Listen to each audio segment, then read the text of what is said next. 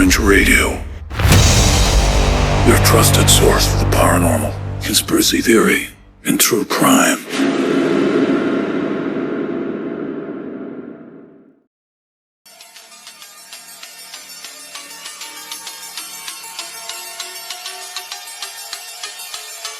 Coming to you live from the Mistopheles Studios, it's Dark Fringe Radio.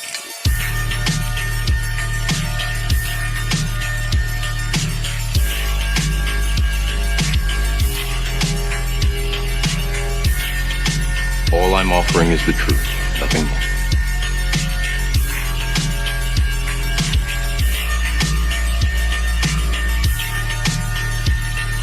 The disease, and I'm the cure.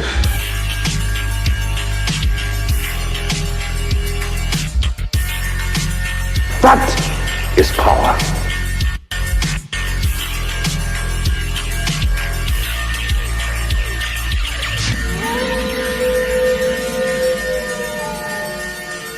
And welcome everyone to another edition of Dark Fringe Radio. I am your host, Will Martinez, and I can't do this without my co-host, Jay Galosi.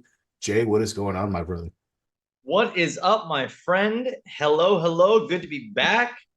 Yeah, it's good to be back and back in the saddle and doing this show. And actually, we have a very interesting topic for tonight. We're going to be talking about televangelists, and we're going to be talking about some of our most intriguing, Amen, brother. evil,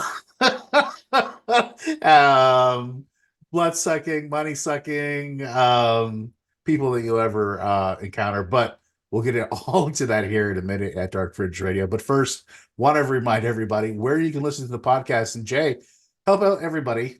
Tell everybody the secret. Where can they listen to this wonderful podcast? Well, if you want to listen to us, you can go anywhere that you get your own podcast. You can go to Spreaker. You can go to iTunes. Of course, you can go directly to the horse's mouth, if you will call it. And you go to darkfringeradio.com. Or if you also want to see it, then you go to YouTube. You can click the bell, ring, notify. You'll get updates. You can give us more feedback. We can have a lot more back and forth. We'd like to grow that a little bit. That's a huge platform for us. So please check us out. And that way you can attach beautiful poems to these wonderful voices. There you go. Yeah. And make sure you hit that bell notification. So that way, every time we come in with a new episode or anything else, you're notified automatically. And so that way you can check out our newest, of course, episodes that are coming out on a weekly basis. So yeah, thank you, Jay. Really appreciate that for informing everybody how they can listen to the podcast. And we're going to get into some Dark Fringe news. You ready for some Dark Fringe news, Jay? I'm always ready for Dark Fringe news. Let's do it. Let's get ready. Where are we at? Where are we at? Some Dark Fringe news. Hey, we are rusty as fuck. Fucking production guy back there. What the fuck are you doing? Hello. For 15 years, I've fire been that engineer. Do I have to do everything myself? Get the story, write the story? Fuck's sake. We'll do it live. Fuck it. I was looking at the James Brown wig. Fucking thing sucks. If that's your kind of thing, Maria, you love doing it yourself. Sometimes, yeah. I can take Innuendo there. Confucius say, I do not think the story had much validity. Well, tonight we're going to be talking about some stories, Jay, that do have a lot of validity here.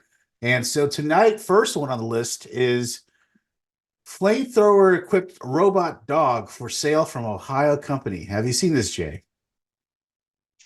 No. I mean, I've seen the robot dogs, and I've seen all those videos and whatnot. Yes. I didn't realize that they were right for sale. Yes. Now think that mixed in with Elon Musk's flamethrower, and now you have a robotic dog that has a flamethrower attached to its back. What say you on that? Yeah, Skynet is upon us. Well, Jay, an Ohio company that manufactures flamethrowers has unveiled a rather unsettling new addition to their line of products, a robot dog that can shoot fire up to 30 feet. Dubbed the Terminator, of course. I mean, come on. How much, come on. The nightmarish creation is a brainchild of the business Throwflame, and announcing their creation of the first of its kind automation, the company stressed that the flamethrower-equipped robot dog is not intended to be a weapon, and put forward practical uses for the remote-controlled device, such as wildlife control, snow removal, and simply entertainment. Okay. How do you like that, Jay? Let's walk that back for just a half a second. I'm sure they're not meant to be used like that, but pit bulls Right. aren't necessarily meant to rip your arms off. They're kind of extensions of their owners. Well, Yeah. gee, what's going to happen when somebody's got a robot dog with a flamethrower that spits fire out of its ass? I mean, come on, man. 30 feet. 30 feet. That's a lot, Yeah. Jay. That's Yeah. a lot. That's a Yeah. lot. Okay. Yeah. That's not wildlife control. First off, it's a robot dog. What wildlife control are you don't talking need, about? You don't need a flamethrower. I mean, are we trying to ward off Right. owl bears or some shit? Yeah. Are we worried about griffins or dragons? Yeah.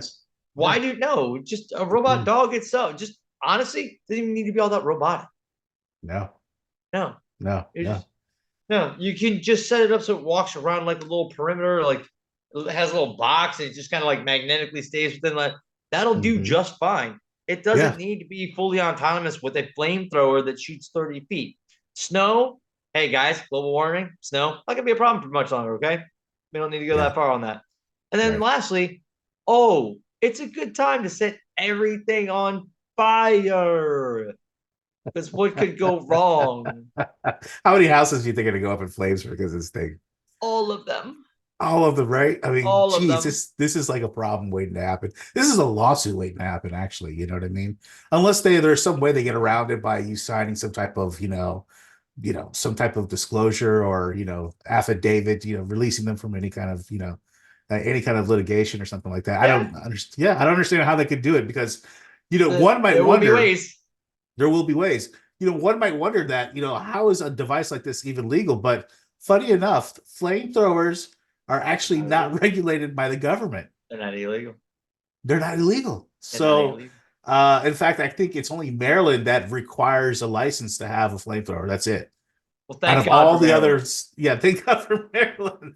Well, I guess this new thing, Jay, the Terminator, which will be selling for $9,420, the company released a promotional video showcasing the fire dispensing robot dog, which also boasts a laser sight and the ability to defectly maneuver in the darkness as if it were not already terrifying enough, Jay.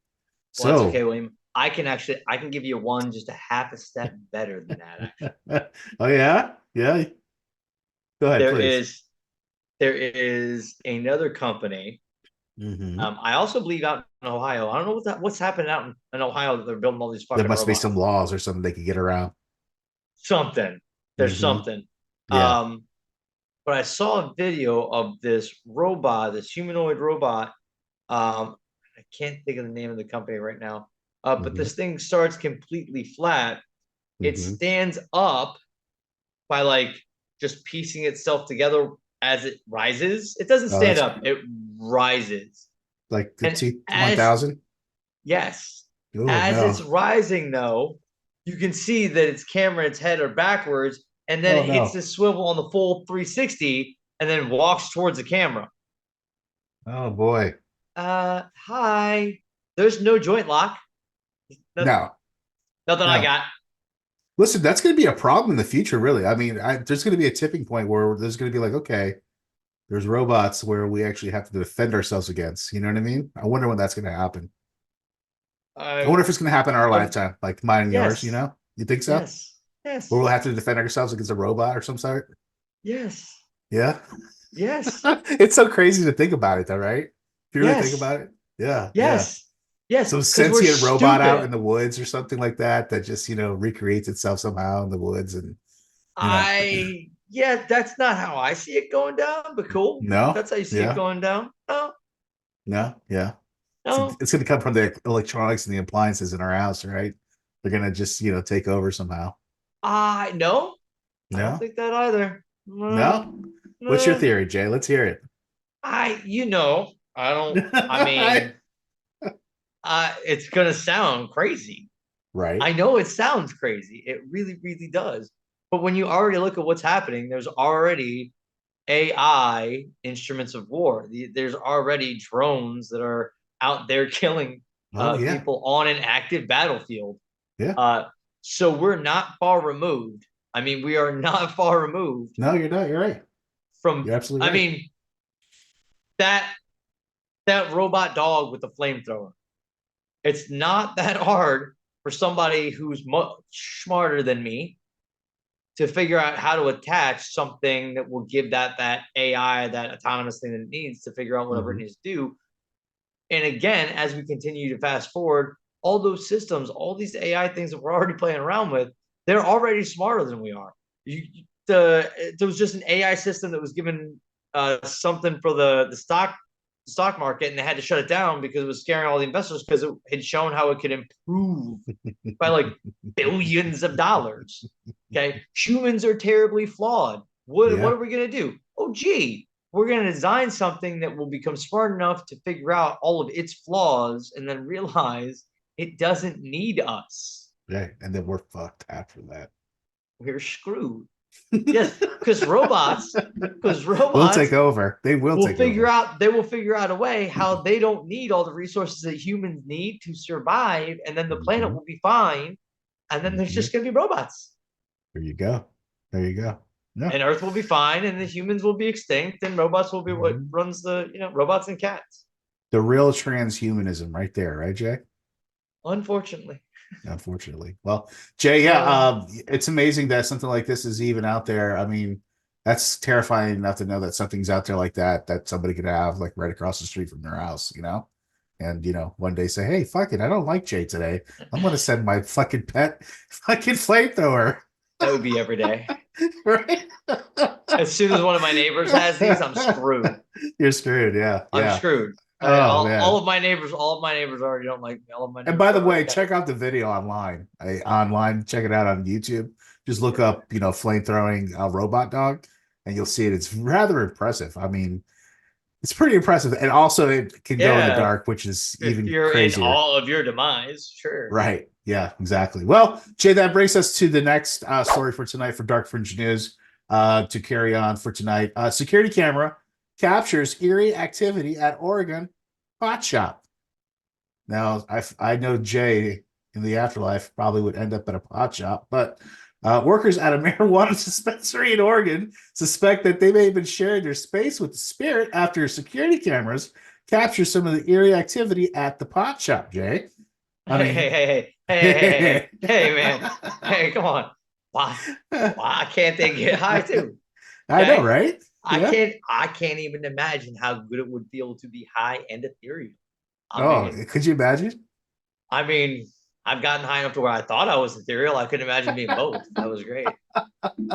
You be both, brother. But the weirdness was reportedly first began this summer when the 50 Trees employee Andy Gomez noticed that a tip jar seemingly slid across a perfectly flat counter on its own while he was butt tending a few feet away, Jay.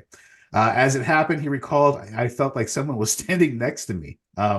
Another piece of security footage shows objects in a pen holder being rattled around by an unseen force. Lest one suspect that the incidents captured on the video are simply shenanigans on the part of the pot shop in order to generate some publicity around Halloween. That seems fairly unlikely because the general manager says that the cannabis shop, they can't mess with the security footage because the security footage, if they did that, would be illegal. Yeah, it's federal. So they're state certified video.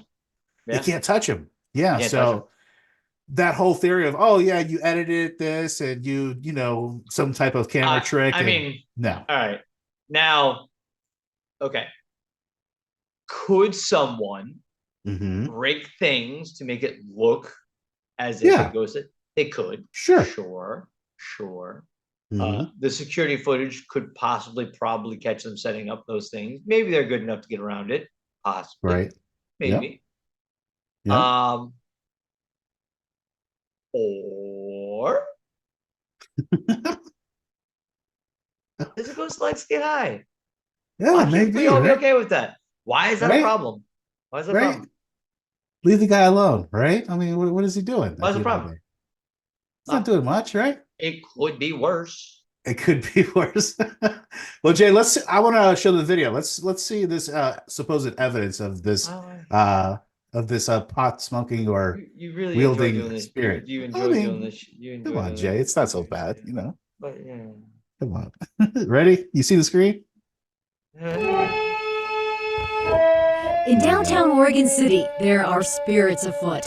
At least, that's the theory behind paranormal activity witnessed at 50 Trees, a cannabis dispensary. What's gonna happen next? Behold, if you dare, this surveillance video from August.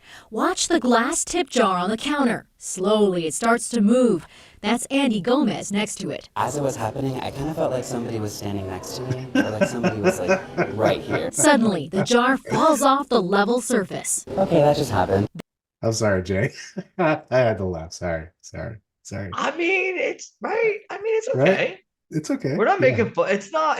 We're not making fun of them. No. We're not making fun of them. It's just. I'm it was fucking. unexpected. That glass is moving. That glass is moving, though. That glass is moving. Yeah. Then Andy remembered the surveillance camera. We saw the jar. Do its thing. Not long after that, this happened. Watch the pen cup.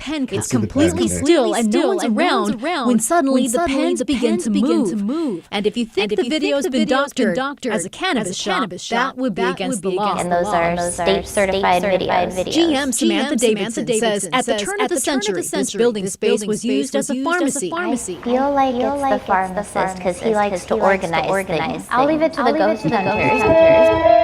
Oregon City So, is Jay, very hot. Yeah, there we I go. mean, sure. Okay. Sure, right? Maybe. I mean, so, okay, I believe it. An old pharmacist wants to hang out in the cannabis shop. I'm sure he's like, this is way better drugs. Right? Well, where was that? Good for these people, man. Right? Good for these people. They're helping people out. They're taking their pain away, their anxiety, you know. They're improving their mental health, you know. What more can a pharmacist ask for, really, at the end of the day? What pharmacist ask for? A good pharmacist. A good CJ? No. Oh. Now we're talking. Yeah. So she thinks it's the spirit of a pharmacist, Jay. I mean, it could all be connected. I mean, again, it doesn't look like it's doing anything that nefarious. You know what I mean? I think it's just moving shit knocked around. over the tip jar Yeah. Yeah. So I was like, why are you getting tips for what? You don't need these tips. All right. Yeah. All You're right. selling weed. Why are you like? All I have to say. Yeah. I have to say. Every time I go in, I make sure I have a couple bucks cash. It's nice, but it's good having a nice butt tender, though. It's something to be said. Right. I tip always because it's just the right thing to do, man. Of course. Yeah. And I tell them every time I put in there and I say, and they always say thank you because everybody there is always so wonderful. Yeah. And I say, no. I wonder why. Right. And I have seen people be in there, be all upset. And I'm like, do you realize where you are? Yeah, you're in a pot shop. How are you mad? You are buying legal drugs. Why are you upset? Right. Take your legal weed, go home and get stoned. There you go. Stop being a dick. Don't be a dick, bro. Don't be a dick. Yeah, especially at a dispensary. Especially at a dispensary. Yeah, that's the worst. That's just Don't be playing around, people. Don't be playing around. No. It takes the whole thing away, you know, the whole experience away. But Jay, interesting claim here, Jay. You know, again, not. I like that. I like the dispensary's name. Oh yeah, that's a great one, right? Yeah, 50 Trees. I like that. 50 Trees. Yeah, that's good. 50 Trees. I like that. Yeah, it's good. Well, Jay, that's right. But that's a good wrap up for tonight for Dark Fringe News, Jay, and that's going to bring us, of course, to your segment that we get into every week here, Jay, which is What the F Florida Man. You ready for some What the F Florida Man? I am always ready for What the F Florida Man. All right, let's do it, brother. Florida man. A Florida man. A Florida man. A Florida man. Now to the town of Seffner, Florida, near Tampa, where last night the earth.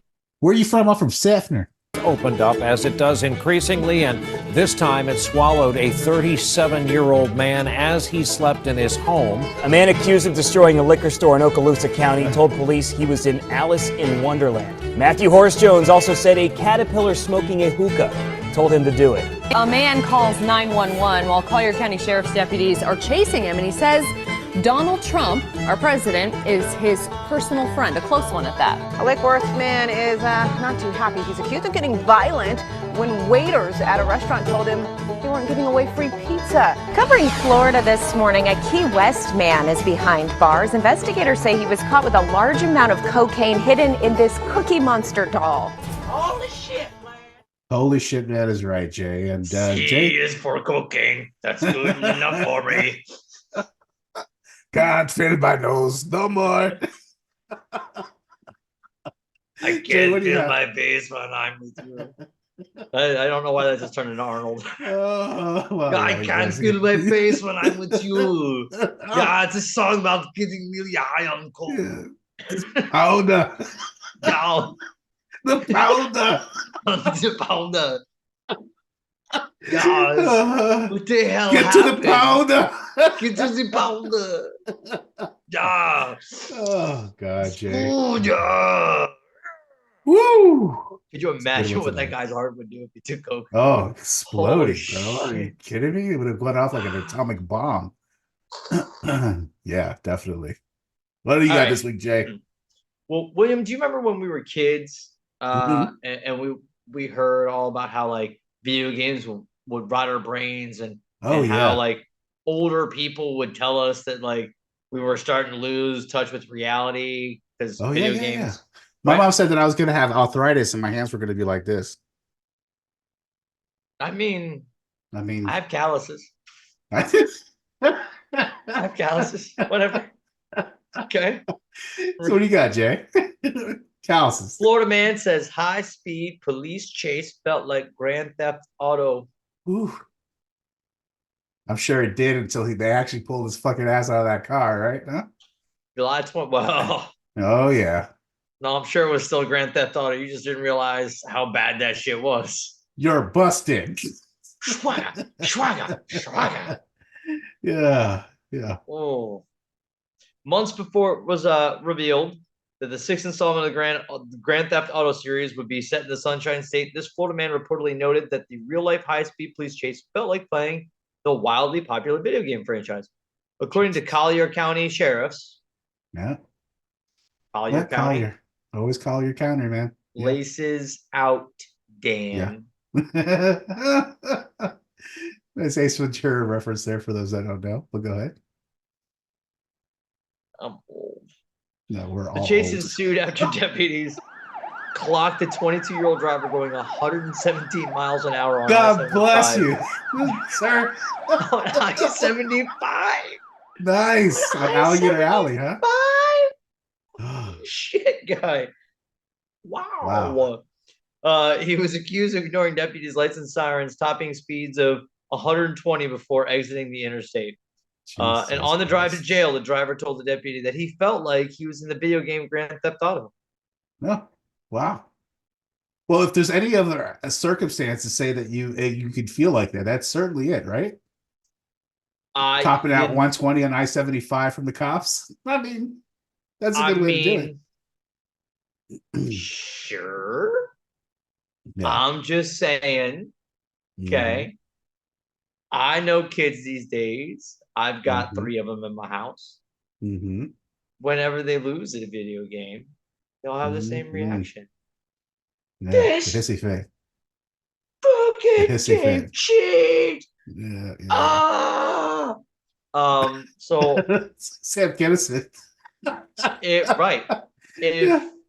If they do that for that, and that's bad enough getting busted, right?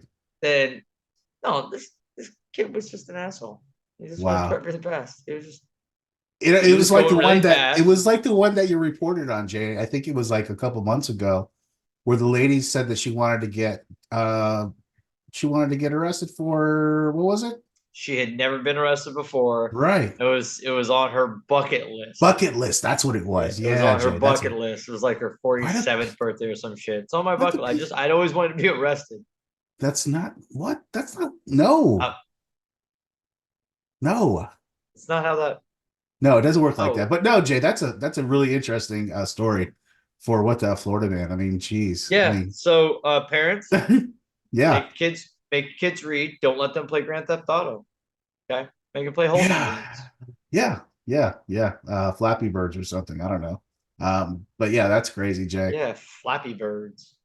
Yeah, just make sure this thing keeps going across the board. Yeah, it's stupid. This guy.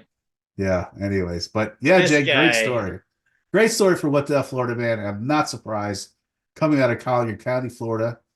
Man thinks out, Dan. Oh man. Yeah, get Grand Theft Auto, just experience right there. I mean, hey, listen, if there's any state where you can get it, it'll be this state here in Florida. Well, I've heard. I mean, I've heard that the newest one that was that is set in Miami is like they took all the actual like buildings. They went down there and mapped it all. Yeah. So you're actually racing all those. My kid has told me it's very when you're there. It's very realistic. Idyllic. Yeah, it's like you're there. You're there. Yeah. Yeah. Crazy. I was like, why are you playing Grand Theft Auto? He's like, I'm 18. Who gives a shit? Oh, yeah, that's right. Yeah, that's right. I forgot. You're not a little kid anymore. You're a big boy. Yeah. You're an adult now. Yeah. Now clean the toilet seat, would you? Exactly. Oh, geez. Well, Jay, thanks for that story for What the Florida man. Really appreciate it. We're going to get into our, of course, main subject for tonight, which is televangelist, and we're going to be getting into Jay, the Bakkers. He's going to be talking about the Bakkers. Jim, and what's the lady's name again? Linda? Tina Faye. Tina? Oh, Tina Faye. That's right. Tina Faye Bakker. That's right. Yes, yeah. Of course. Yeah, we're not going to. She was a puppet. Yes. She did one good notable thing we'll touch on that she did. We'll touch on it. Yeah, absolutely, Jay. And so I'll be talking about Benny Hinn, of course.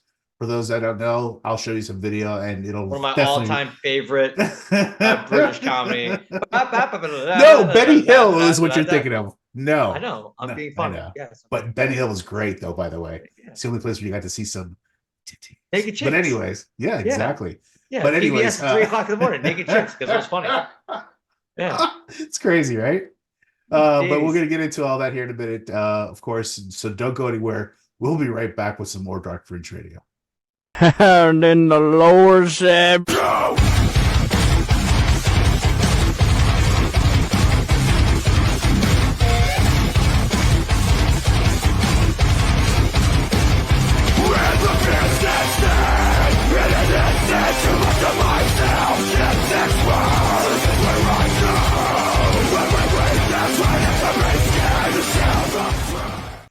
All right, everybody, thanks for joining back with us here at Dark Fringe Radio. Tonight, we're going to be talking about televangelists. And for those that, know who these people are, I mean, Jay and I are both, mid-40s now, 44. For those that know, throughout the 80s, 90s, 2000s, there's always been those channels, Jay, and the, lower cable channels, usually channel 8 or 15. From the beginning of broadcasting, right? The second somebody realized that they could throw the word of God out to millions of people and didn't actually have to have a conversation with them. Wait. So what you're saying is my flock could be huge and I don't have to work all that hard? No.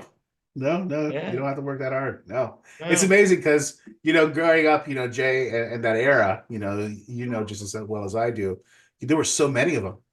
There was a lot of them. And there were some that were more prolific. Yeah, huge in the 80s. And there were some that were obviously more prolific than others, obviously, you know what I mean? So we're going to talk about some of those individuals and some of the, just the things that they kind of purported and, pushed and, how they took advantage of people. Of course, listen, we're not here to judge anybody as far as what their religious beliefs are. That's up to you. You can believe whatever you want. You can believe in a rock, a wall. Yeah. We don't care. You know what I mean?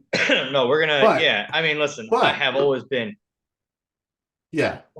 Whatever you believe, it's all good with me. At the same time, we do call bullshit on when we see bullshit. And when we see people using God's name, to, basically boast or boost their net worth and flood themselves with luxuries of the world, we're going to call bullshit on that. And I mean, have I threatened a man of the cloth more than once in my life? It's possible. I think I have too. Of course you have. Of course you have. Of course you have. Okay. But that's neither here or there, Jay. But tonight we're going to be talking about televangelist. And of course, Jay, we're going to be talking about some really prolific ones. The worst of the worst. The worst of the worst. Yeah. And Jay's going to start off tonight. We're going to be talking about the Bakkers. And yeah, I didn't know about them as well as I should have, Jay. I thought I knew every televangelist out there. I did not know of the Bakkers. But when you told me that you were going to be covering them, I started doing some research just to, pull up some video and stuff like that. Yeah. And holy crap. So, yeah, wow. It's the second you say televangelist, right? Yeah. Right. All I see, the first person I think of, the Bakkers. Okay. Jim Bakker and his wife, Tina Faye. Now, his wife was sweet as a button. Really a puppet, a pawn. Side. Poor thing. Okay. The only thing she really did of note was after some of this in the early 2000s, she was on a reality show called The Surreal Life, where she ended up actually becoming pretty good friends with Ron Jeremy, of all people. Wow. Of all people. And it's funny because he said one of the reasons why he really enjoyed having conversation. He felt safe around her because she was the only person not asking to see his dick. Wow. Yeah, how about that? There you go. How about that? People would actually want to see his dick, really? I guess. That's a thing that people want to see Ron Jeremy's dick, really? I mean, I don't know. Yeah, but I can't say I've never seen it because I've seen videos where it was right there. So I'm at least. Yeah. I get what you're saying. Yeah, no, I'm acquainted from a distance. From a third party. I get it. A very far distance. Thing is huge, right? Yeah. So I don't know. I guess the fascination with big dicks. I guess. I don't know. Yeah. Right. I don't know. Interesting. Mine has never done me wrong, but I can't so doesn't exactly drag on the ground either. So His does. He could suck his own dick, William. That's weird. That is so weird. Oh, gross. Anyways, we're gonna move on from that one, Jay. Jesus, holy shit. Where can I get an amen on that one? Come on. Come on, Jay. Can I get do we need to restart? Let's restart. Some preachers ain't shit. we can go back. We can cut that whole part out. No, we're gonna leave that motherfucker in, Jay. Come on, this is the stuff that people like. This is the essence of the podcast, Jay. That God's honest you're not gonna fucking find this anywhere. You're not gonna find this on Joe Rogan. You're not gonna find this on anywhere else. You're only gonna find it here on Dark Fringe Radio. That's where you're gonna find shit. It is true. You will only find those kinds of things here. Whether we should be proud and boasting about that is a completely different subject altogether. But I guess you work with what God gave you, and this is what we've got. William, there you go. Somehow got stuck with me as a best friend, and here we are now. Likewise. Yes, likewise. Yeah. Moving on to the Bakkers. So aside from Bakkers, from Little Miss Faye, who loved her some Ron Jeremy, not his penis. I see some videos of you, boy. James Rosen Bakker, also known as Jim Bakker, was a popular televangelist. Who really his heyday was from 74 to 87, which was kind of actually this was the heyday of it. This was the biggest time, right? Because you're talking broadcast television, cable television was just hitting its peak. It was just kind of getting. You had finally some more channels. You had things that could be on pay-per-view. Yeah, that's a big thing. And you could pay-per-view. You could reach people. And you could reach masses and make connections with them because they didn't understand production. It's amazing now, and I think maybe because our generation was on that other end of it. The stuff you would see on TV was magic, and now, especially once I went through college for broadcasting and I saw how it all kind of works, as incredible and amazing it is, and I love to get all kinds of in the weeds of it. It's not. It's not what you see. What you see is not what, like, if you just see our backgrounds, you wouldn't know exactly where we are or how. You couldn't really kind of tell that I'm actually pushed up against the wall in the corner of my garage. Right. My crawl space is right there. Right. It's magic. You don't know because you don't know. You don't know. Same kind of thing. So these people could reach out, and maybe it started off innocent. I'm gonna try that again. Maybe it started off innocent. Let me get an amen there, Jay. I'm never gonna be able to do it because I don't think it was ever innocent. I'm sorry. I'm sorry. I don't think. I think the very first person, it was like the very first preacher went, Ooh. God says they're supposed to give 10% of their flock. Well, that really can equate to 10% of their gross in today's economy because, 1980. Right. Why don't I get these people to mail me checks? Because you could do that then. For blessings. Right? For blessings. Yep. And it was a tax write-off to the person writing the check. And supposedly those monies were supposed to go places, but because it was a charitable donation, there was no governance around it. So yeah, there you go. Very rare until you do this kind of stuff. Yeah. And this is where this is actually this is why this is the first person I think of, because this was the first domino to fall in my memory. Excuse me, I don't know why I'm so driving it. That's all right. Oh, yes, I do. I'm like the ghost pharmacist. Yeah, I've been haunting the wrong dispensary, Jack. It's good, man. It's good stuff. Hey, it's all good. Anyway, so even as a kid, when all this was going down, I mean, all this was happening in 1989. But I remember hearing my dad talk about it. And my dad, who was not an overly religious man, and by overly religious, not at all. Not at all. Not at all. He was actually a recovered alcoholic and went through a 12-step program. Always told me he only ever got to step 4. He could never get to step 4. He only ever got to step 3.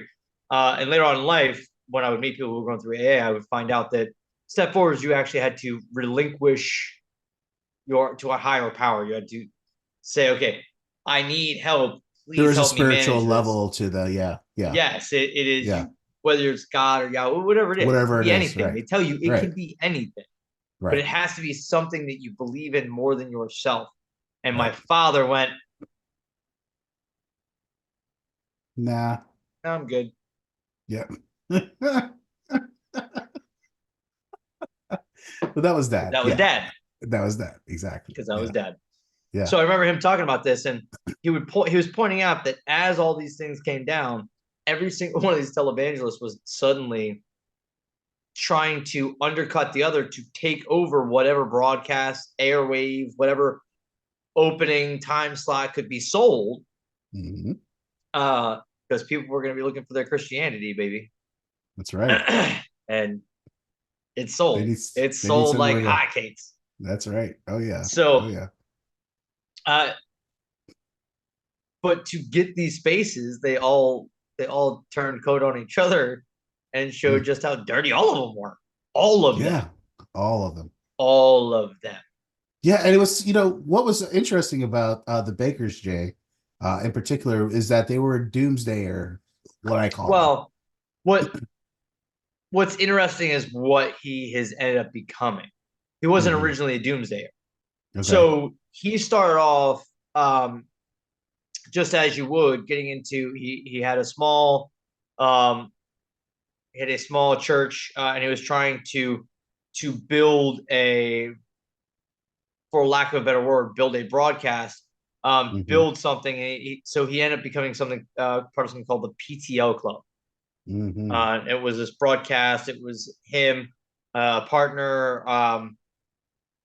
They actually also ended up trying to open a Christian theme park. Oh, wow.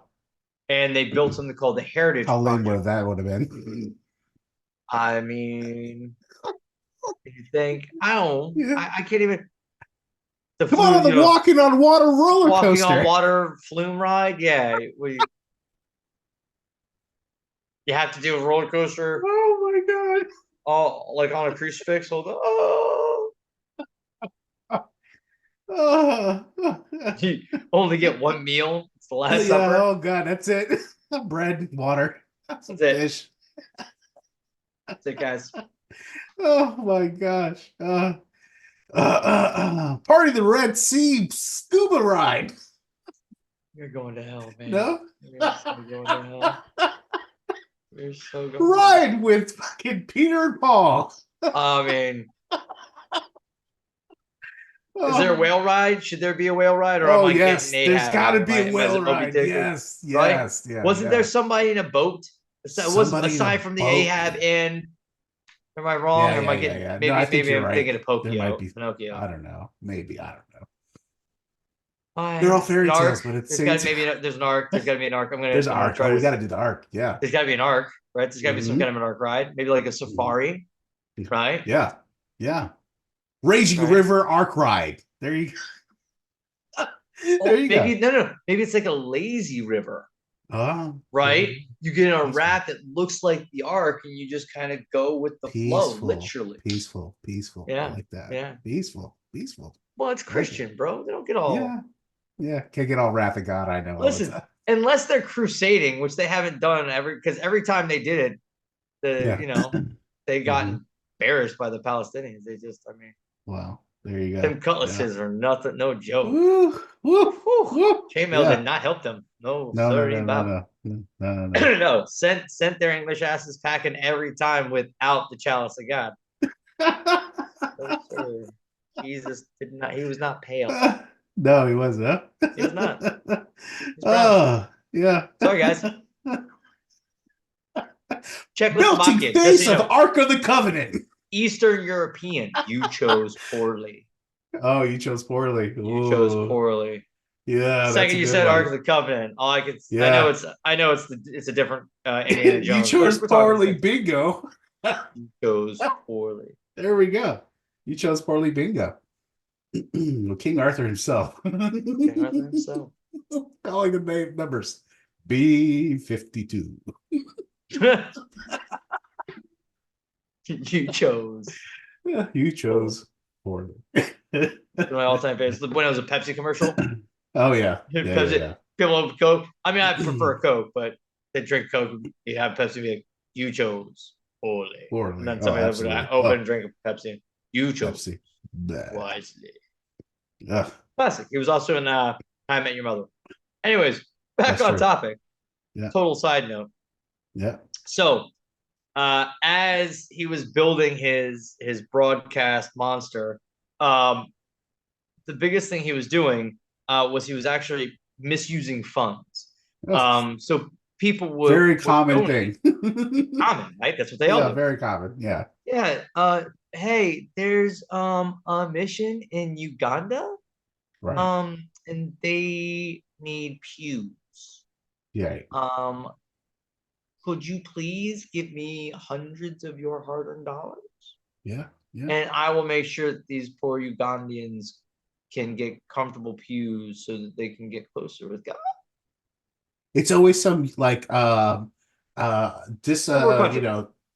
a poor country of disillusioned people of some sort, and you're giving them some type of lifeline, supposedly, whether it be food, water, shelter, whatever it may be. It's always that. It's always that same thing. Yeah, because that makes sense. That would be worthwhile to giving you money I would otherwise use on myself in ways that could be possibly sinful, right? I mean, even just buying a video game, really, a good Christian could turn that around and make you feel really bad about it.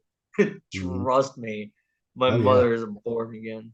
Anywho, so you know how many poor children that could have fed right there with that video game? Trust me. Heard about it all the time. So, right. Here we are. This guy's thing was 74 to 87. The PTL club was when it was hot on the air, right? Gotcha. Big on the air in Cincinnati, except for it wasn't in Cincinnati. In 1979, the FCC actually finds the Bakkers for misusing of funds totaling $350,000 that was supposed to be used for overseas missions. But they actually used to work on their heritage project and for quote unquote personal use. Of course. Now, this heritage project we'll come back to later. because this is kind of really where you see just when he's pushing the envelope, and this is kind of sounds like Ponzi scheme-ish right there. Hey, donate to this corporation. Yeah, right. Could be right. Could be. So, 1979, the FCC finds him guilty. Right? Jesus. They go through all of his records. They find him guilty. So we're talking 1979, $350,000. 44 years ago, Jay. That was the year I was born. Yes, I know. That's crazy. Yes, this guy was getting fucking fined for the FCC 44 years ago. 44 years ago. And I'm glad our government was so on top of it. We'll come back to that again later. The government, you'll see. They're still slipping when it comes to all that stuff. But let's go. Yeah, let's proceed. That's called propaganda, friend. Anyway, yeah. So the FCC forced them to sell the one broadcast platform in which they had, but it didn't matter because they're on others, all simulcasting, so they didn't need their own, so it didn't really matter. That did not hurt them one little bit. So were they saying it was a monopoly, Jay, where they were just monopolizing the industry at that point? No. That's why they had to sell it or break it up, or no? No, because they were so the FCC isn't they're not a government platform in which they fine you, right? But they're a more morality. What you broadcast has got to be to a particular standard, because who knows who could be listening on a wide open broadcast. It's why. So they're saying they're being basically, yeah, okay, gotcha, correct. It's you are selling. It's also you're being fake. You're being fake. You're being fake. You're saying that you're doing this, and people are giving you money, and that's not actually what you were doing. Right. So therefore, we're not going to allow you to own something that gives you that easy access. But you have someone who already has the kind of following and flock that this guy has, and it's not going to matter. He already had partnerships. He was already being simulcast. He was already freaking everywhere. So it didn't hurt him. He was like, okay, so let me sell this thing and pocket that money. Right. Okay. Thank you. Okay. Thanks, guys. Yeah. Right. Oh, right. Learn my naughty me. Right. Sorry. Yeah. Let's go back to doing what I was doing. Back to Benny Hill we go. So what gets interesting with this, right? And this is where you start to see the turn. Right here, 1979. Already in 1979. He doesn't end up facing prison until like 89. So not here in 1979, 10 years before that. Yeah, he talks a lot about being in prison. Yes, he does. I mean, because he spends so much time there. Anyway, we'll come back around there. So the FCC turns all this stuff over to the U.S. government and says, hey, they're not only are they taking people's money for something they're not doing, which is stealing, but also they are misusing their funds, which is fraudulent. You might want to look into this. You might maybe want to do something about these people. Basically, here is all the evidence. And what do you think the government did with it, William? They fumbled it like they always do. They didn't do shit. Yeah, they said, don't worry about it. Be good. Wow. Why would that? I wonder who he paid off up there, huh? Oh, I wonder. Weird.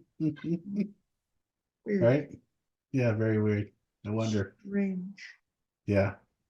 So what does he do? He now goes on to all the platforms again because he had to sell his one little station.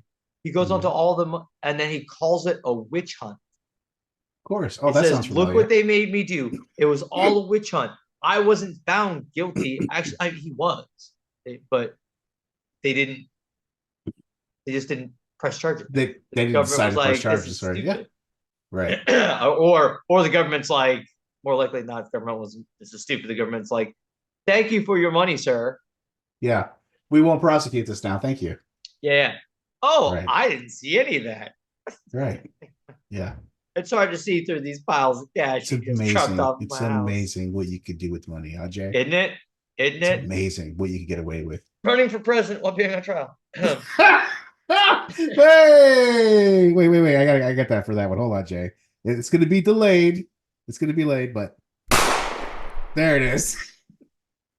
It's so anticlimactic, too. It's so anticlimactic, and that's the greatest part of it. Yeah. Oh, that was terrible. That was terrible. That was good. Awful. Right. So, anyways, so he gets investigated, calls it a witch hunt, comes out, ends up asking for money, and tells people, says, your money will help give the devil a black eye. That's it. Wow. And they gave him money. Oh, Jay, huh? It's amazing what people can do, right? Right? Just to con people out of money, no? Well, I'm going to give the devil a black eye. Send me your money. That way he can give me the fist of the Lord so I can give him a right cross to his unfaithful and evil face. Listen, I got to be careful, man. I got to be careful. My first radio job was an AM gospel station, and the first thing I did was good forever to cross-dressing, and it did not go over so well. Okay, well, it was not. Listen, it was not one of my. Maybe you were moments. ahead of your time, Jay. I don't know. It didn't feel like it when I was being chewed out the next morning. I'll tell you that. Well, I'm sure you were. I was not feeling like I was a pioneer of my industry. I was feeling like a wee little piece of shit with my Mark McGrath hair and a gospel station. What was I doing there in the first place? Oh, Lord. So, anyways. Amen. As we fast forward. So this guy continues to do this shit for 10 years. Still doesn't. Years. He continues to do the same shit. We gotta get to the video, Jay. We gotta get to the video of this guy. Oh, God. So he does this stuff for 10 years. Yeah. As he is getting really comfortable and just taking people's money and doing whatever he wants, him and his co-host, John Wesley Fletcher, drugged and raped Jessica Hahn, who was his secretary. No way. Sure did.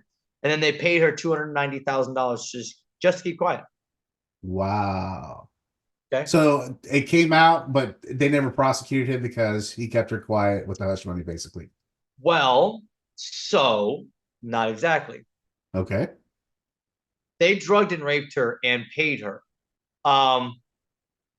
This guy, Jim Bakker, actually kept 2 sets of books. One to actually help him cover up all of his financial improprieties, anything that looked like it was questionable or opening. He had ways to fill one book with the other, so that way he had one complete book. It's kind of like a Shawshank Redemption kind of thing, huh? Kind of. Yeah. Cooking the books. Yeah.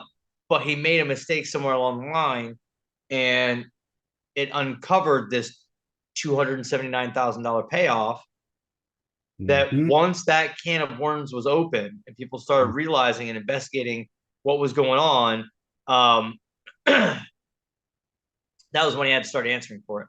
Now, he came out and said it was that the 2 of them, just him and the woman, had consensual sex in 1979 in a hotel room in Clearwater, Florida, of course. Of course.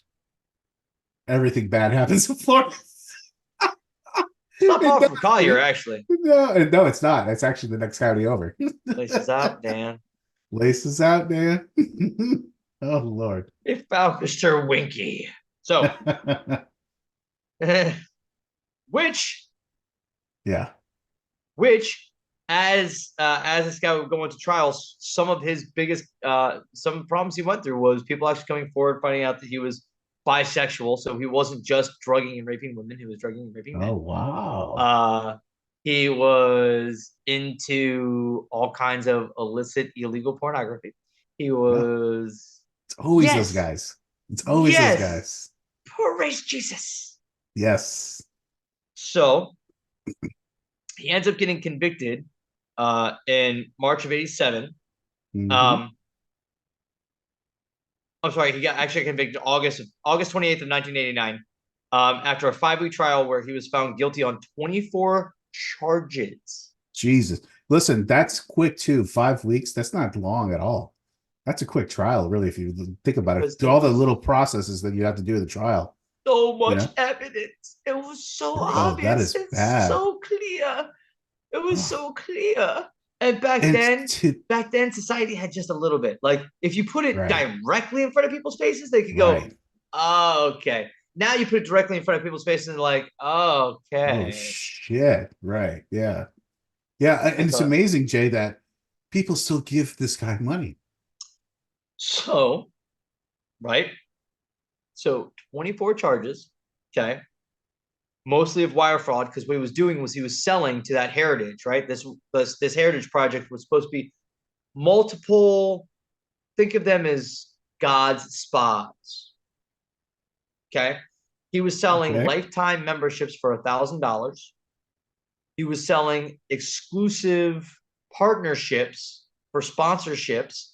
He ended up profiting $3.5 million because he made twice more what it needed to run the one place he opened that had 500 rooms that no one ever stayed a night in. Holy crap, man. That's fucking wild. That's wild. It's amazing, man, how these people get away with shit like this, man. And you think he would learn, being in prison already, Oh, yes. Right. Yeah. So this man ends up going to prison, right? There's 24 charges. Jesus. 15 counts of wire fraud. One count to commit conspiracy. Like, what the shit is that even? Right. Yeah. But you know what? He was found guilty of it. He was found guilty. Yeah. He was found guilty of it. So as he was in jail, they ended up having this big handwriting vigil for him. His kid, one of his kids, ends up really spearheading this thing to get his dad out. They end up taking it to the Court of Appeals, ended up getting appealed, and his sentence ended up getting shortened because the judge that initially sentenced him on sentencing said, "Those of us who do not have a religion are sick of being saps for money, grubbing preachers and priests." So by giving that type of testimony or saying that during that, made it sound like. I mean, could we all agree? Really? Yeah. Yeah, absolutely. But you're supposed to be a judge. You are supposed to be above that, I guess. I get that, right? You're supposed to be a judge. You're supposed to be an impartial member. You're supposed to be just judging on the facts and precedents, right? So he won the appeal on that. So he won the appeal on that. Basically, won the appeal on that. So initially, he was sentenced to 45 years. Wow. That sentence got shortened to 8 after that appeal. Wow. He ended up only doing 5. Whoa. So really, in essence, if you really think about it, he had 45 years. He ended up only doing 5. 5. Wow. Minimum security. Wow. He walked out owing the IRS $6 million. Right. Okay. And he made a promise in 1994, July 1994, when he was released. He made a promise. He vowed that he would never again engage in the blend of religion and commerce that led to his conviction. He then returned to televangelism in 2003. That's what I'm saying. Yeah. Well, let's take a look at some of this. And he is still so poor Tina Fey, his wife, the sweet little old lady, died. She died years and years and years ago. This piece of shit is still on the airwaves, conning soft-headed people who want to make sure that they don't go to hell when they die. Amazing. It's amazing, Jay, that people get away with this, Jay. That people really get away with it. I don't understand how we as a society allow this to happen. We allow it. We do allow it at the end of the day. It's self-inflicted. It's self-inflicted. 100%. Really. The fact that this guy, the first go around, right? We didn't understand broadcasting. You really didn't understand what a lot of that stuff was. You fucked around with the FCC, you found out. Really, you did.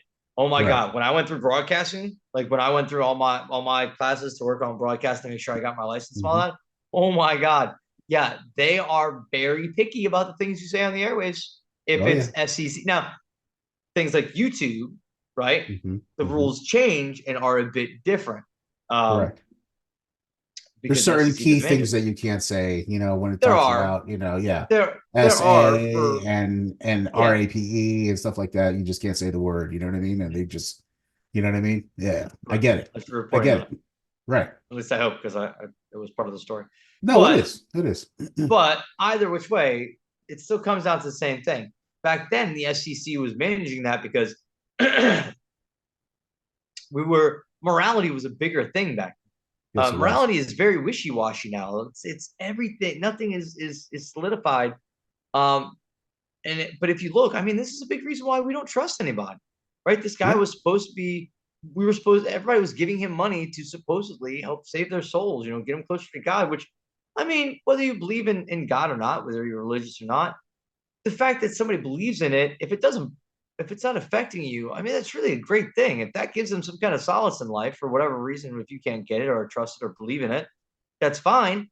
Mm-hmm. But I mean, to sully what is supposed to be sanctuary, what is supposed to be clean, to do that sacred, right, for money, right. I mean, just gross, grotesque. Well, Jay, we live in a day and age now. You can, come up with your own version of the Bible and sell it now. So, I mean, come up with your own version of genders. You can come up with your own version of everything. Everything, It's because it's not truth; it's my truth, and that's where things change. Because that's right. It's the old saying is still true. There's three sides to every story: yours, mine, and the truth. Mm-hmm. Because, and you're going to come up with your own version of it, no matter what. Well, we can use that audio of when I got harassed by the popo that one night, right? Mm-hmm. Right. When I told that story, every time I told that story before I heard the audio, I told the story differently because I remembered it very differently. Mm-hmm. My recollection, because I was high on adrenaline, because I was now once I listened back to the audio, it all of it cleared up, and I can now tell you that story. I would tell you it exactly as the audio would sound, right? Because I have no need to embellish or make shit up, because that was a crazy story. Oh, that's a great story. It was a great story. Amazing. Oh, it but that right there, I'm scared as fuck though. But I was scary as fuck. Yeah. Yes, it was. Oh my god, and it could have been so much worse. Oh my god, it could have been so much. At this day and age, yes. Oh no. That night, it could have been so much worse. Oh, it could have been. Night. Just real quick, without we're gonna leave out names to protect the innocent, but just keep this in mind. There was a person in the back of the house who is known to shoot gators in the head at close range for a good time. Is not a fan of cops because they have some very close personal issues in relationships with the cops. So I'm just saying, if that particular human being who remained nameless and genderless would have come out and seen me in the position I was in, which was on the ground with my one arm up in the air with a sheriff holding me at point. Got you a chicken wing. Kinda. You kind of had me in a little bit of a short lot. The problem was my initial reaction really was to look down, because when someone grabs you like that, you actually snag that ankle and trip them. The problem was there was 8 more of them, all with their hands or their guns, and that's when I went, "Oh, this is not a fight. Hey. This is a different scenario." Let me pay attention to where we're at. Oh, hi, you guys are cops. Yeah. Shit. My fault. Okay. Right. What can I do for you, officer? Yeah. Right. No, just listen to this, William. Yeah, this shit's right. crazy. Yeah. Wild.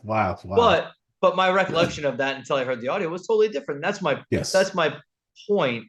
Right. Is when you're not open to, when you can't understand that there's the difference between fact and feeling. And it's okay to have feelings, and it's okay to get your feelings validated to a point. Not every feeling needs to be validated softly. I mean, there are some truths that sometimes you just got to swallow. I am too short to get on the cool rides at the fair. That Christian theme park, I wouldn't get on the cool rides. I would not have been able to ride, Jesus' cross, because I would have been like, "Sorry, shorty." The gravitron to heaven. Could you imagine? Reason why I didn't go on that. You start going up to heaven like this. Exactly why I did not go on that gravitron, baby. I was like, Oh, that gravitron. I will right out. Yeah. Oh Lord. Oh wow, Jay. Well, let's take a look at some of Mr. Bakker's work here. You want to take a look at some of it? I do. Let's show that video, baby. I think I have given him enough landscape. No, you have. You definitely have. Let me pull old homeboy up here. Give me 1 second. God showed me last night.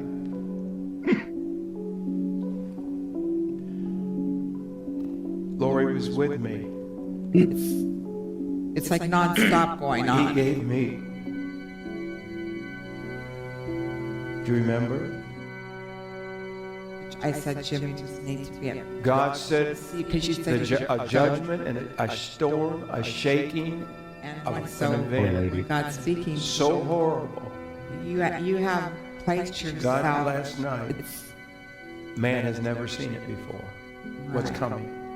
Yeah, you were. And I almost felt I was dying. Yeah, you said that. And I said, you just need to be at peace right now because I. No, I won't be. But I said, just so he could sleep for a few hours. Just to I was dying. Yeah, you felt. He said And that. judgment begins at the gates of this coming week with the opening of the gates and the closing of the gates over the next 2 weeks. Oh.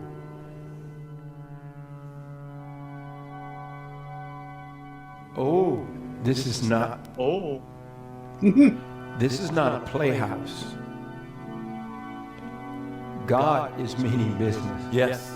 And I will die on this stage if I have to. Something so major is going to begin to happen. Right? And you're going to lose everything. Oh.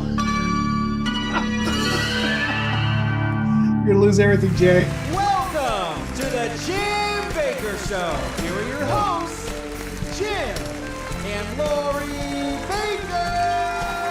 Hello, everybody. Welcome to Gray Street. Hi there.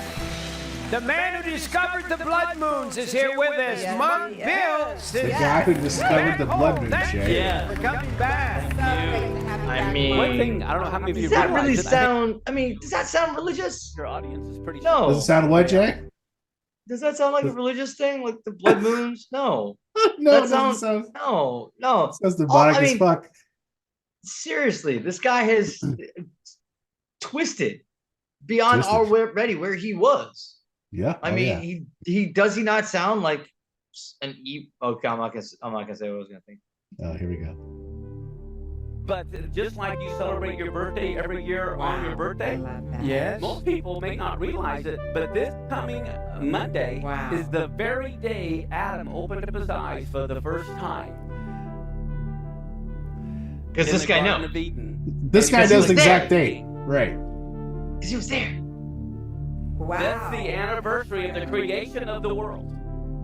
Yeah, and you know that. He knew when it happened, Jay. Wow. The actual 10 date and days time. later is Yom Kippur, the day of judgment. Do y'all get that? Mind blown. His mind is blown. You know, and this is what gets me. A guy like this can have a show on fucking TV, and you know, people like us can't even. We struggle to get on YouTube. You know what I mean, or barely get the 100 fucking views on YouTube. How does this guy? How does this guy? Because we can't be bought. There's like that's true. No. Yeah. Because somebody would come to us and say, "Hey, listen, we're going to do this, and it's going to make us this amount of money." If you or I did not agree with it ethically, we would tell them to go pound sand. We would tell them to take their idea and shove it where the sun don't shine. Trust me, I have done it. It would be the reason why I didn't work in broadcasting for a very long time. That's either here or Did there, I Jay. assault a famous early 2000s radio morning co-host? No. Did you, Jay?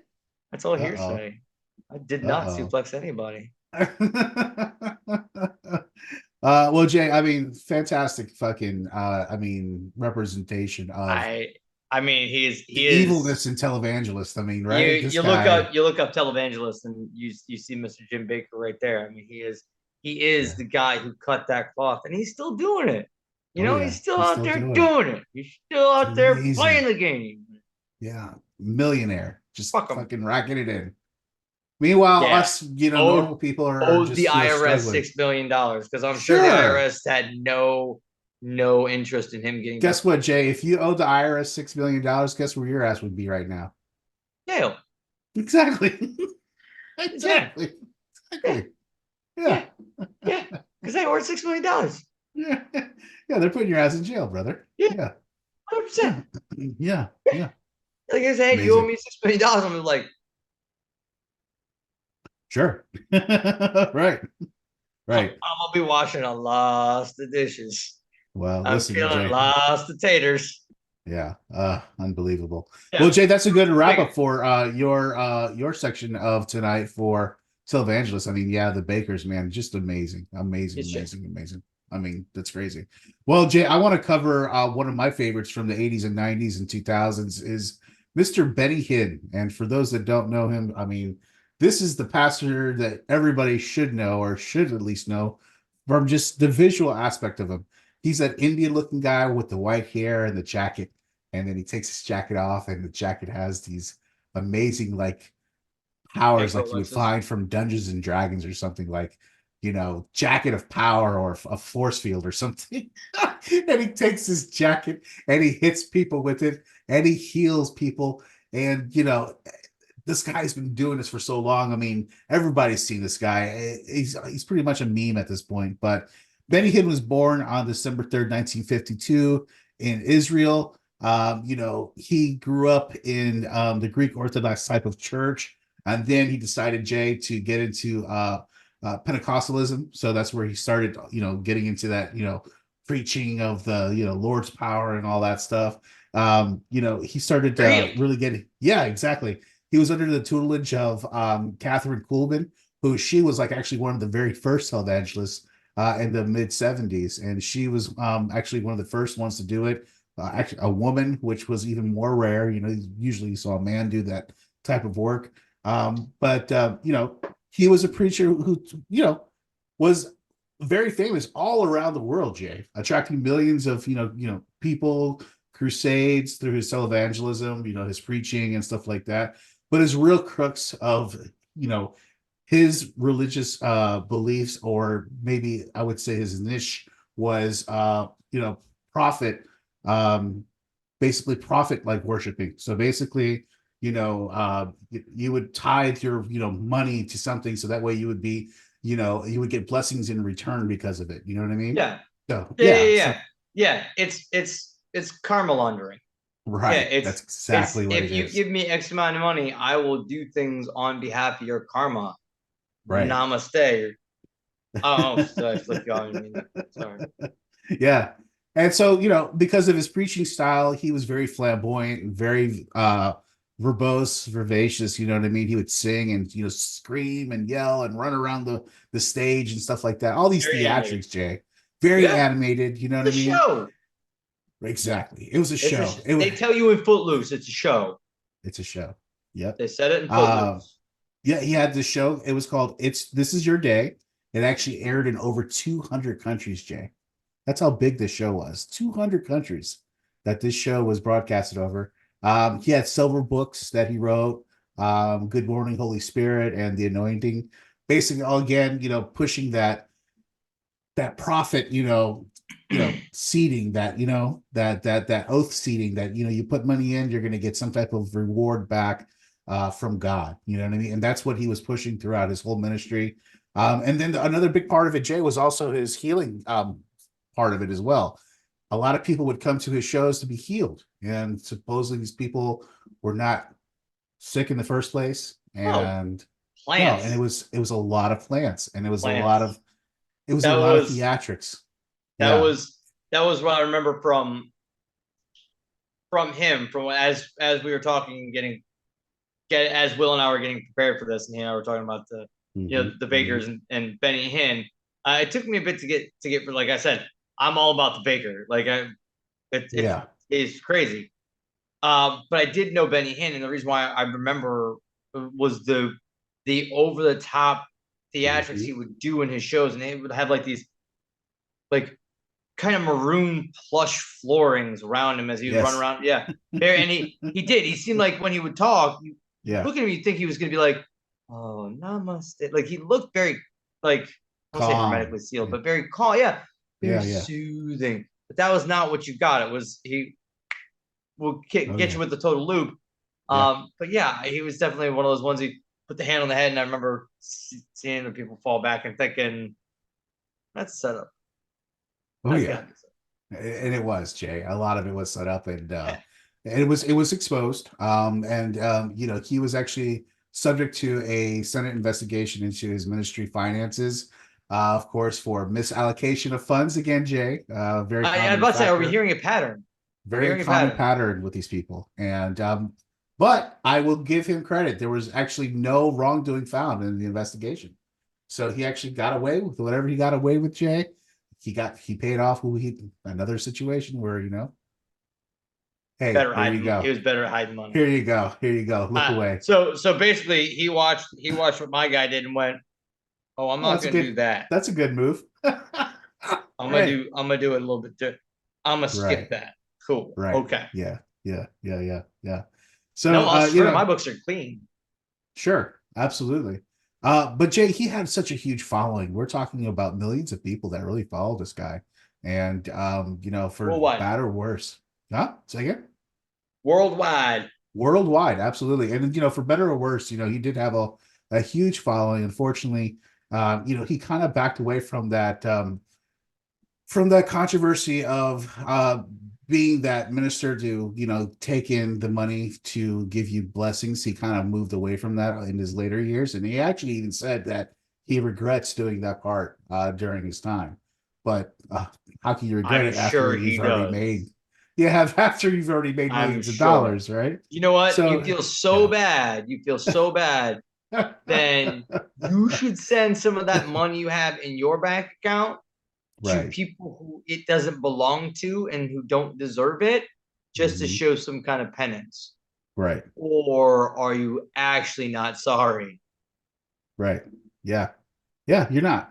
And of course, the whole emphasis of the sowing financial seeds to reap blessings from God thing, it's something that he finally denounced at the end. But by that time, what are you denouncing? Like what Jay said, I'm like, it's the damage is already done at that point. Done. You know what I mean? You've already taken advantage of so many people and taken money from so many people. At this point, what is renouncing going to do at this point? You know what I mean? It's not going to do anything.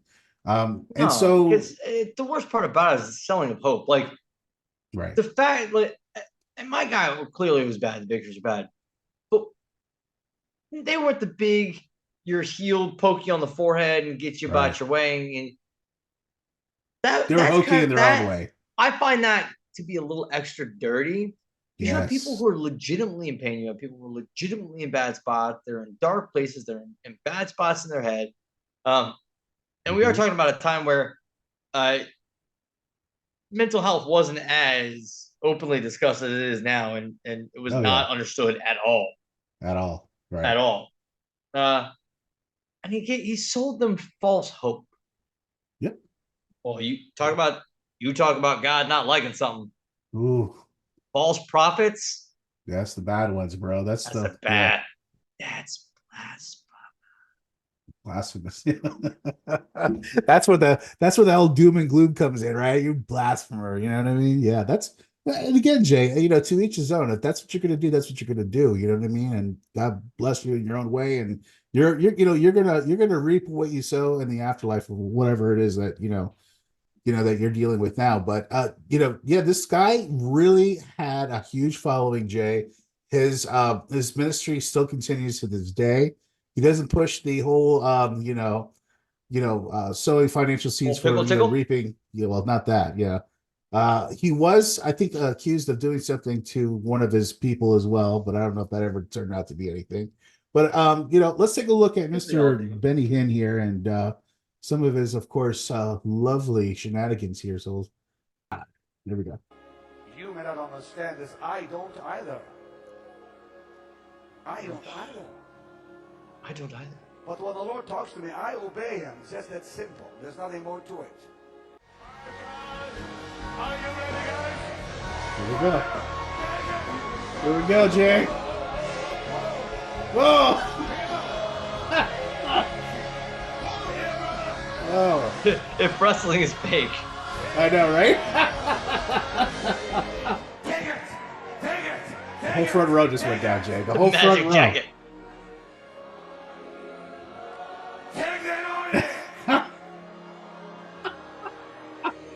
Jay, the whole front row. I couldn't, bro. I couldn't. What would you do? I would still be standing there like, guy. Look. Oh, did you see the one on the right on the floor? I did. She shook and fell back. Yeah, well, I mean, she was feeling the Holy Spirit. And she was feeling something. Oh, here we go. What's going on? See, and they tell the what their affliction is. Look at this chat. Yeah. Yes, that would be great for somebody who's actually sick. Let me just push you down. Yeah. Yeah. Oh. Oh yeah. How much money? He's actually been sued for hurting people for doing this. Yeah. People with really like bad orthopedic problems, and then because of their touches them, they end up falling. But what were you saying, Jay? How much money? How much money do you think that guy got paid for getting slapped in the fucking face and pushed down like that? I have no idea, but I can tell you how much money Benny Hinn has. Over hundreds of millions of dollars, my friend. He's got a few bucks to spare. Oh yeah. But he feels bad about all that money he took. Yeah, regrets it terribly. Here we go. You saw that, Jay? Make me a sandwich. Oh. Lupus. Get away! I want to make sure you took your lupus this time. Oh my god. He's getting kind of violent, no? Oh my god, what a piece of shit! She came out of her shoes, Jay. Look at her shoes over there on the floor. Oh, you got all three of them. And then he used the force to knock down the bodyguards too. He uses level 4 magic missile. These are not the droids you're looking for. Uh-oh. Oh, sure. Oh, I love this one. The little girl doesn't sell it at all. Check this one out, Jay. Watch this one.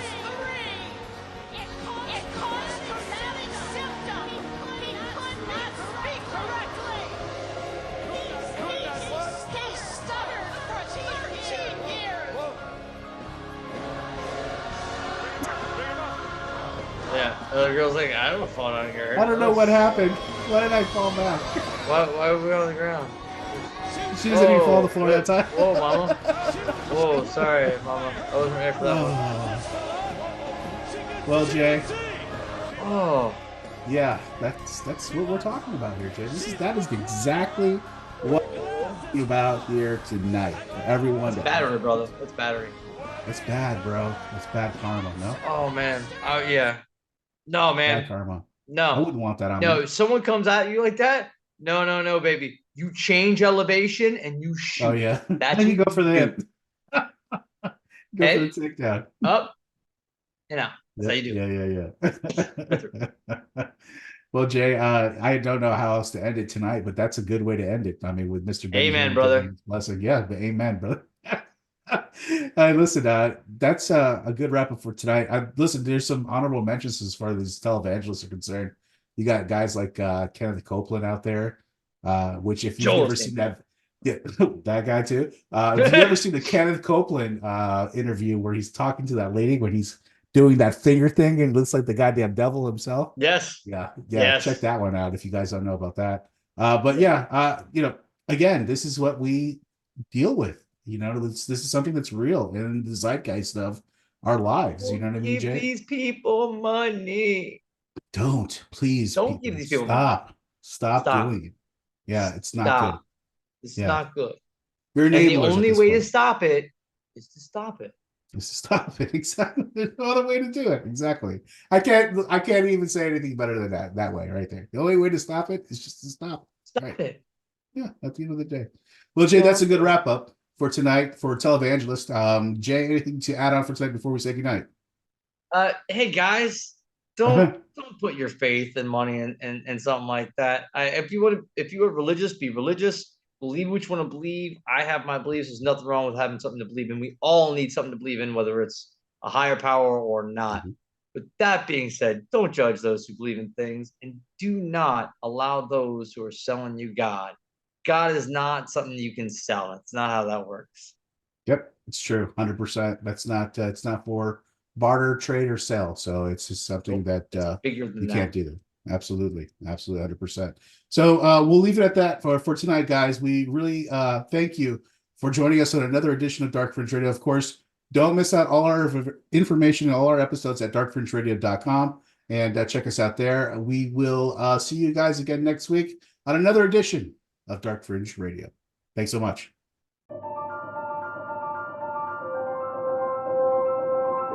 Dark Fringe Radio, your premier source for the paranormal, conspiracy theory, and true crime.